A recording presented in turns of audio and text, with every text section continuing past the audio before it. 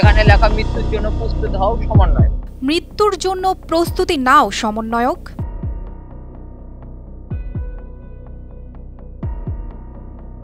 আর এই কথাগুলোই জন্ম দিয়েছে এক ভীতিকর পরিস্থিতির।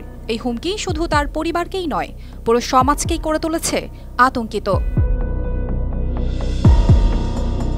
ঘটনাটি বগুড়ার নওদাপাড়া এলাকার সমন্বয়ক আহসান হাবিব সাইমের বাড়ির। সম্প্রতিকালে বগুড়ার বৈষম্য বিরোধী ছাত্র আন্দোলনে তার সক্রিয় ভূমিকা উল্লেখযোগ্য।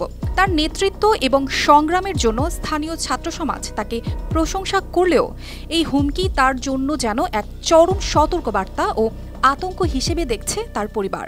এটা তো আসলে দুঃখজনক একটা ঘটনা যে ছাত্রদের উপরে এই ধরনের হুমকি ধামকি হামলার শিকার।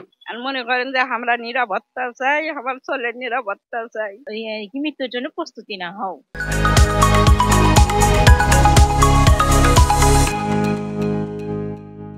এইসব বৈষম্য বিরোধী ছাত্র আন্দোলনের মধ্যে ছিল, এইসবের মধ্যে ছিল দেখে তাকে হয়তো হুমকি স্বরূপ এরকম লিখে দিয়ে গেছে।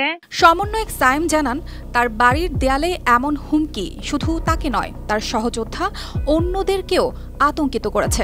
পূর্ববর্তী ফ্যাসিস্ট সরকারের দোসররা বর্তমান ছাত্র সমাজকে ধ্বংস করতে চাইছে। এখানে লেখা মৃত্যুর জন্য প্রস্তুত হও সমন্বয়ক। এতে আমার উপর হত্যার হুমকি এসেছে, পাশাপাশি ছাত্র সমাজের উপর।